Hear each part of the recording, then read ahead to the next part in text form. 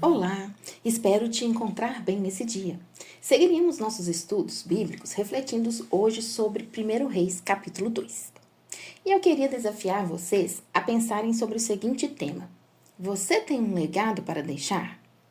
Mas antes de prosseguirmos com nossa reflexão, quero te pedir que se inscreva em nosso canal, ative o sininho.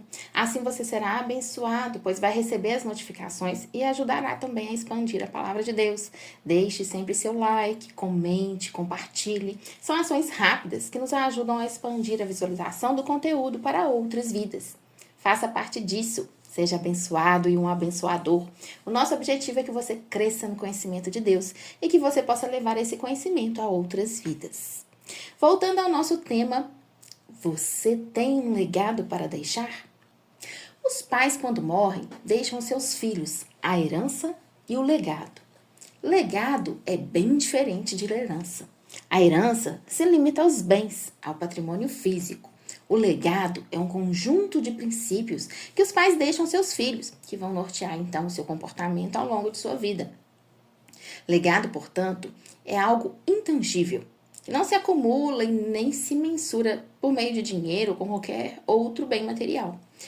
A palavra de Deus vai nos dizer lá no Salmo 112, 1 e 2, que bem-aventurado o homem que teme ao Senhor e tem prazer nos seus mandamentos. A sua descendência será poderosa na terra, será abençoada a geração dos justos, mostrando que o legado que deixa esse homem que teme ao Senhor e tem prazer nos seus mandamentos. Seus filhos começam a ver essa vida prazerosa em obedecer a Deus e querem também ser assim e começam então a viver em obediência. Então não tem como eles não serem abençoados, não serem uma geração de justos. E no capítulo 2 de 1 Reis, vamos observar Davi passando o seu legado. E ele faz isso através da exortação e instrução e da sua vivência prática. O exemplo de relacionamento, comunhão que possuía com Deus, procurando de viver de forma íntegra e reta, obedecendo os mandamentos deixados. Vamos ler então a palavra de 1 Reis, capítulo 2, que vai nos dizer assim: quando se aproximava o dia da sua morte, Davi deu instruções ao seu filho Salomão. Estou para seguir o caminho de toda a terra, por isso, seja forte e seja homem. Obedeça que o Senhor, o seu Deus, exige. Ande nos seus caminhos e obedeça aos seus decretos, aos seus mandamentos, às suas ordenanças e aos seus testemunhos, conforme se acham escritos na lei de Moisés. Assim você prosperará em tudo o que fizer e por onde quer que for. O Senhor manterá a promessa que me fez. Se os seus descendentes cuidarem de sua conduta, se me seguirem fielmente de todo o coração e de toda a alma, você jamais ficará sem descendente no trono de Israel. Você sabe muito bem o que Joabe, filho de Zeruia, me fez, e o que fez com os 2 comandantes dos exércitos de Israel, Abder, filho de Ner, e Amassa, filho de Jeter. Ele os matou, derramando sangue em tempos de paz. Agiu como se estivesse em guerra, e com aquele sangue manchou seu cinto e as suas sandálias. Proceda com a sabedoria que você tem, e não o deixe envelhecer e descer em paz à sepultura. Mas seja bondoso com os filhos de Barzilai, de Gileade. Admite-os entre os que comem à mesa com você, pois eles me apoiaram quando fugi do seu irmão Absalão. Saiba que também está com você Simei, filho de Gera, o benjamita de Baurim. Ele lançou terríveis maldições contra mim no dia em que fui a Manaim. Mas depois desceu ao meu encontro no Jordão e lhe prometi, jurando pelo Senhor, que não mataria a espada. Mas agora não o considere inocente. Você é um homem sábio e saberá o que fazer com ele. Apesar de ele já ser idoso, faça-o descer ensanguentado à sepultura. Então Davi descansou com seus antepassados e foi sepultado na cidade de Davi. Ele reinou 40 anos em Israel, 7 anos em Hebron e 33 em Jerusalém. Salomão assentou-se no trono de Davi, seu pai, e o seu reinado foi firmemente estabelecido. Adonias, o filho de Agite, foi até Batseba, mãe de Salomão, que lhe perguntou: você vem em paz? Ele respondeu: sim, e acrescentou: tenho algo para lhe dizer. Ela disse: fale. Você sabe, disse ele, que o reino era meu. todo Israel me via como seu rei, mas as circunstâncias mudaram e o reino foi para o meu irmão, pois o Senhor concedeu a ele. Agora quero fazer-lhe um pedido e espero que não me seja negado. Ela disse, fale. Então ele prosseguiu, peça, por favor, ao rei Salomão que me dê a Sunamita Abisaque por mulher, pois ele não deixará de atender você. Está bem, respondeu Batseba, falarei com o rei em seu favor. Quando Batseba foi falar ao rei em favor de Adonias, Salomão levantou-se para recebê-la, inclinou-se diante dela. Depois assentou-se ao seu trono, mandou que trouxesse um trono para sua mãe e ela se sentou à sua direita. Tenho um pequeno pedido para lhe fazer, disse ela. Não deixe de me atender. O rei respondeu, faça o pedido, minha mãe. Não deixarei de atendê-lo. Então ela disse, dê a Sunamita Abisaque por mulher a seu irmão Adonias. O rei Salomão perguntou à sua mãe, por que você pede somente a Sunamita Abisaque para Adonias? Peça logo o reino para ele, para o sacerdote Abiatar e para Joabe, filho de Zeruia. Afinal, ele é meu irmão mais velho. Então o rei Salomão jurou pelo Senhor, que Deus me castigue com todo rigor, se isso que Adonias falou não lhe custar a sua própria vida. E agora eu juro pelo nome do Senhor, que me estabeleceu no trono de meu pai Davi, e conforme prometeu, fundou uma dinastia para mim, que hoje mesmo Adonias será morto. E o rei Salomão deu ordem a Benaia, filho de Joiada, e este feriu e matou Adonias. Sugiro que vocês leiam todo o capítulo 2 para que possamos refletir. Mas eu vou parar nesse ponto e discorrer sobre algumas questões.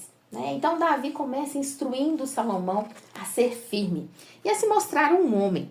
Uma exortação que vai além da força física e vai enfatizar, então, aqui a importância do caráter e da determinação para liderar.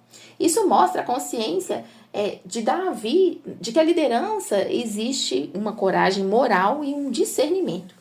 Então, além disso, Davi vai relembrando a Salomão de certas questões que ficaram pendentes, que ele deve, então, resolver para garantir a estabilidade no seu reino. Ele vai mencionar Joabe, comandante do exército, Simei, um homem que o amaldiçoou publicamente. Essas questões representam desafios à autoridade de Salomão, então devem ser tratadas com uma decisão. Davi também vai expressar o desejo de que seus filhos sejam fiéis a Deus, obedecendo aos mandamentos divinos. Ele enfatiza a necessidade de Salomão andar nos caminhos do Senhor e manter a justiça ali no seu reinado, garantindo que a dinastia de Davi continuasse a governar Israel. Essas instruções finais de Davi aqui a Salomão são muito mais que um simples testamento. Ele está deixando, então, uma demonstração de compromisso com justiça e com retidão. Então, ele deixa a seu filho um legado de liderança que vai ser baseado na fé em Deus e na obediência aos princípios divinos. Então, essas instruções finais de Davi a Salomão são reflexo de um profundo senso de responsabilidade que Davi tinha em garantir a continuidade de seu reinado de acordo com os valores de Deus. Então, elas vão servir como guia para Salomão e para todos os líderes, destacando a importância aí da integridade, da coragem moral, da obediência a Deus, na liderança de um povo. Esse capítulo também vai representar aqui, através da morte de Davi, um marco na história de Israel. Por quê? Porque Davi é lembrado como um rei notável, que unificou as tribos de Israel, estabeleceu Jerusalém como capital, trouxe a Arca da Aliança para a cidade, e acima de tudo, Davi manteve uma conexão profunda com Deus, um relacionamento destacado com o Senhor.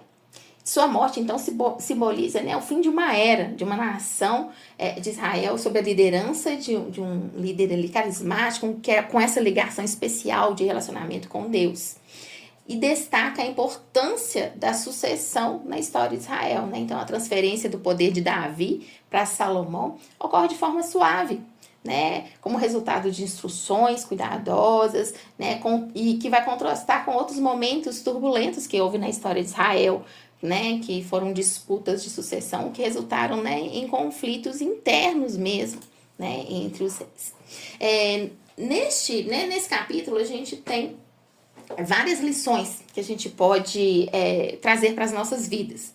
Primeiramente, Davi, né, que preparou Salomão, então, para sucedê-lo com sabedoria, né, e justiça.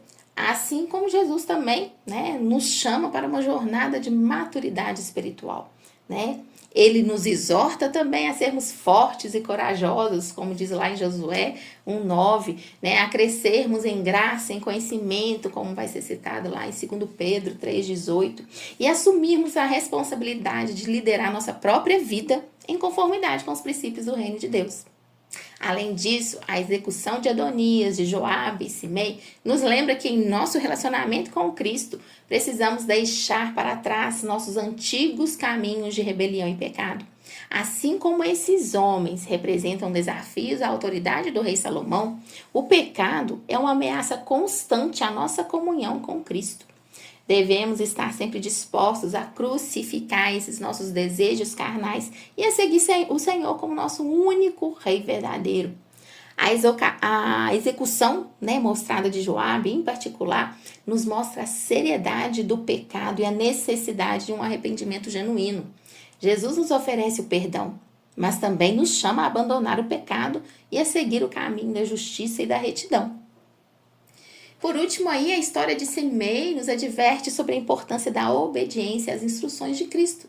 Quando desobedecemos, corremos o risco de nos afastar, né, do Jerusalém celestial, que é a nossa comunhão com Deus. Devemos seguir as palavras do nosso Senhor com alegria e com humildade, confiando sempre na sua sabedoria, sua autoridade.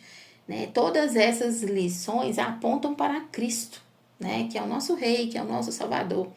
Então, que possamos aprender com essa história de Israel e aplicar princípios em nossas vidas, né? Caminhando aí com fé, com devoção, sabendo que somente em Cristo Ele é o centro de todas as coisas. É nele que encontramos a verdadeira sabedoria, a justiça e a paz. Queria incentivar vocês a, através desse capítulo de 1 Reis 2, fazer algumas orações, trazendo então vida a você. Primeiro, gostaria de incentivá-los a orar, né, por sabedoria e integridade na liderança. Nós podemos orar para que os nossos líderes sejam líderes políticos, religiosos, comunitários, que todos eles possam buscar sabedoria de Deus em suas decisões e ações, assim como o rei Salomão buscou a orientação do Senhor.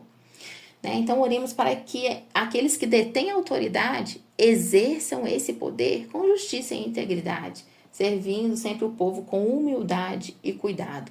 Devemos orar pelas nossas lideranças.